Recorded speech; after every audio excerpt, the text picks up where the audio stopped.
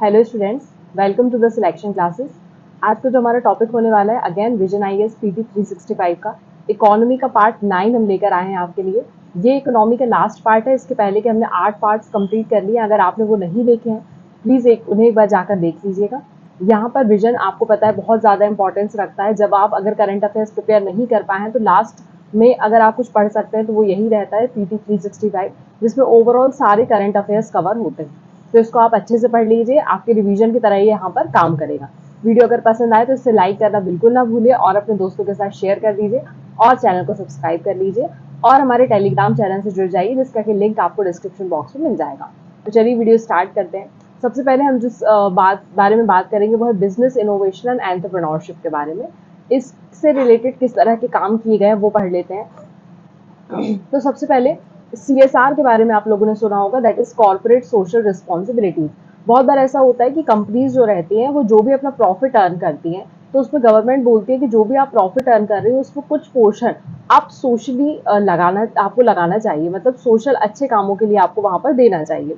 तो ministry of corporate affairs ने यहाँ पर अपना जो मंथली न्यूज लेटर है उसमें हाईलाइट किया है कि किस तरह से आप CSR जनरेट कर सकते हैं।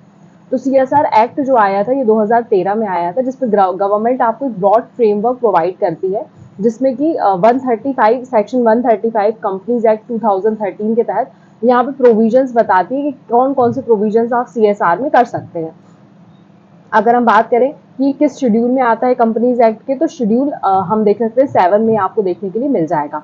अब यहाँ पर कंपनीज को अपने जो भी अर्न करती है प्रॉफिट उसका 2%, मिनिमम 2% जो होता है वो 3 फाइनेंशियल ईयर्स में वो CSR एक्टिविटीज में लगाना पड़ता है। तो याद रखना 2% की बात करी गई है।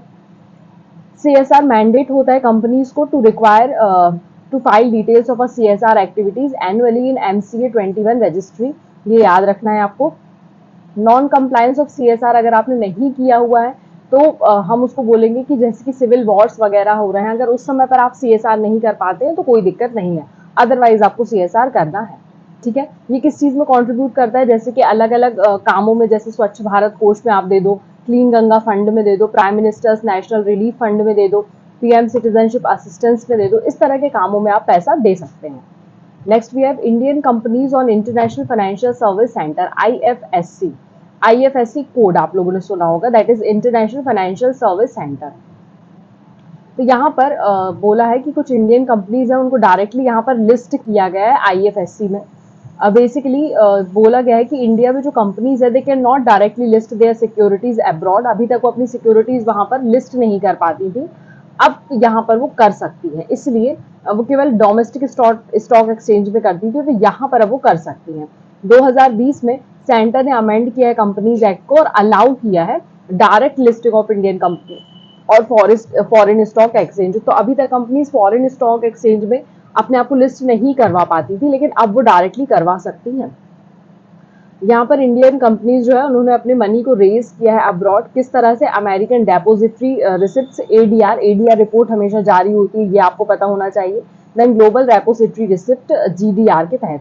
अब डेपोजिटरी रिसिप्ट्स क्या होती है, this is an instrument use by the domestic companies to raise money outside the country. Country के आउटसाइड हमको मनी रेज करने के लिए यहाँ पर हम DR यूज करते हैं। ठीक है, इसके जो शेयर्स होते हैं they are held by the foreign bank, उसको हेल्ड करता है और प्रोवाइड करता है DR to the companies in return for the shares.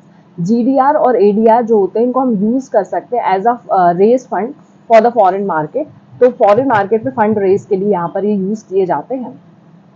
Then we have competition amendment act 2023।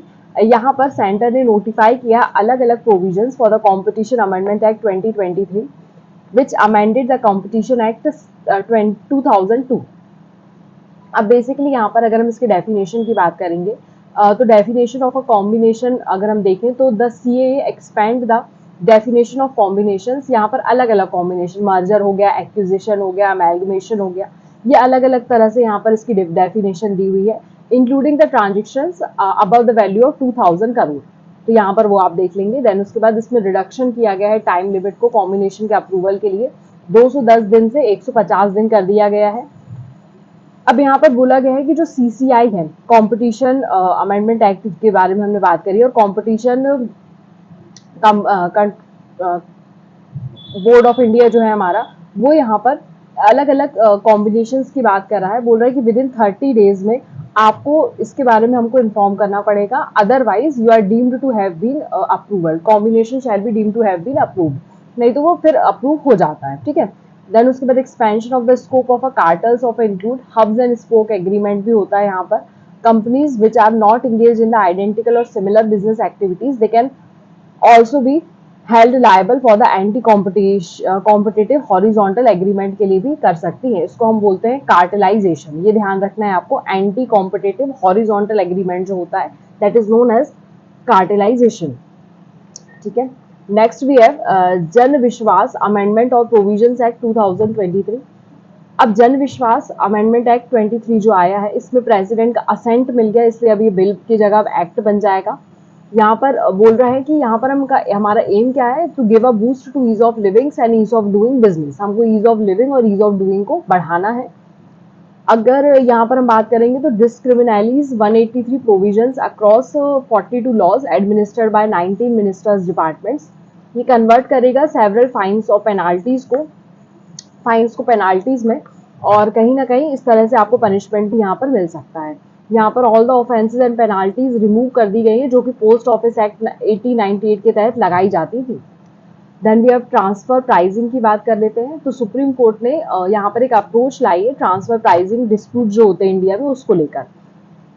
यहाँ पर सुप्रीम कोर्ट का कहना है कि अर्लियर कर्नाटका हाई कोर्ट ने बोला था कि ट्रांसफर प्राइसिंग मैटर करती है और डिटरमाइन करती है arm length price ALP by the income tax appellate tribunal. ये फाइनल था and can not be subject to judicial scrutiny. यहाँ पर आप जुडिशियल स्क्रूटनी नहीं कर सकते इसकी।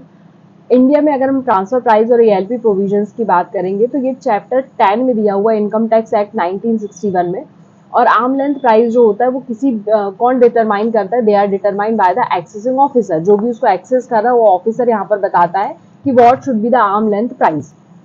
तो जो हमारा अपेक्स कोर्ट है उसने बोला है कि कोई भी ALP जो भी डिटरमाइन होती है outside the purview of a relevant pricing transfer pricing, तो प्रोविजंस जो इनकम टैक्स के होते हैं they are considered as a perverse unjust and in such case decision of a tribunal is not final. तो हमेशा हम ट्रिब्यूनल के decision को फाइनल कंसीडर नहीं करेंगे, क्योंकि ट्रांसफर प्राइजेस पर कहीं ना कहीं हमारे सेंट्रल गवर्नमेंट का थोड़ा सा हाथ ज्यादा रहता है। इसलिए आप कोशिश करें कि ये ट्रिब्यूनल पर इसका फैसला लास्ट नहीं होगा, इसलिए ये फैसला अब कहाँ पर गया है, सुप्रीम कोर्ट में गया है।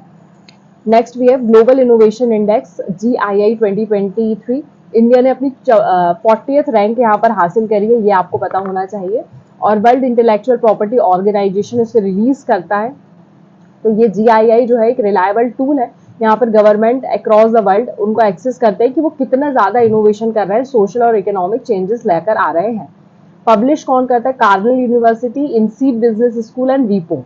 इसकी फाइंडिंग्स की अगर मैं बात करूंगी तो 30th कॉन्जिक्यूटिव ईयर में निकाली गई है। स्विट्जरलैंड ने टॉप किया है इसमें, और इंडिया कौन से रैंक पर है, 40th रैंक पर है, ये आपको ध्यान रखना है।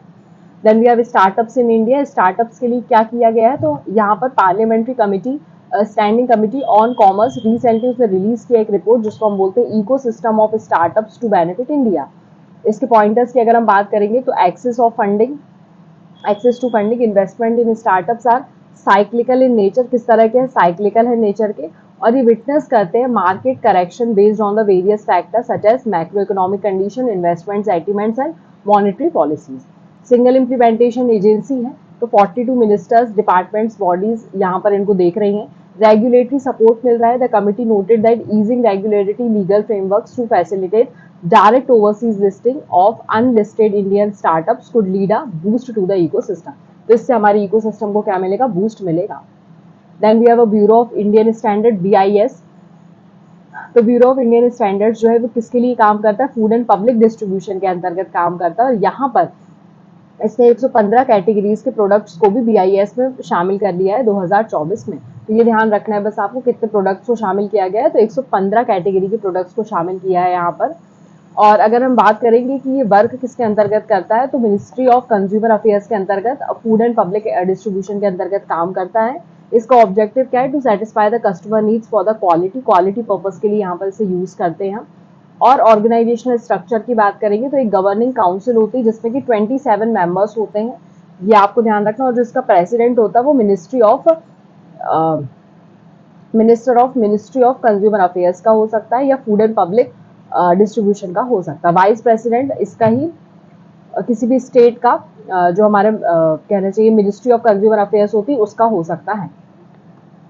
यहाँ पर डिफरेंट सर्टिफिकेशन दिए हैं। देखिए आईएसआई मार्क, ये क्वेश्चन आने की संभावना है, थोड़ा सा इसको पढ़ लेंगे ना।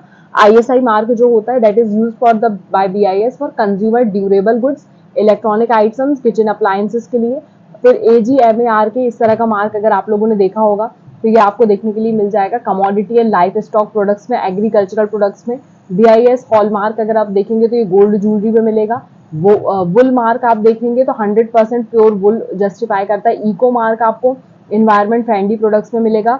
एफपीओ मार्क आपको फूड प्रोडक्ट्स में मिलेगा और फूड सेफ्टी के तहत। और इंडिया ऑर्गेनिक जो है ये एग्रीकल्चर एंड प्रोसेस फूड में आपको देखने के लिए मिल जाता है। तो यहाँ पर हमारा ये सेशन भी हो जाता है खत्म। यहाँ पर हमने पूरा इकोनॉमी आपका पीटी 365 कवर कर लिया है। नेक्स्ट पीटी 365 हम साइंस एंड टेक का स्टार्ट करने वाले हैं, तो उसको भी आप लोग अच्छे से पढ़ लीजिएगा, क्योंकि साइंस एंड टेक अगेन थोड़ा वास्ट होता है और उसके क्वेश्चंस आने की संभावना भी बहुत ज्यादा रहती है। तो पहले इसको आप लोग अच्छे से कवर कर लीजिए। हमने कल्चर का, ज्योग्राफी का और इन्वायरमेंट का ऑलरेडी कवर कर लिया है।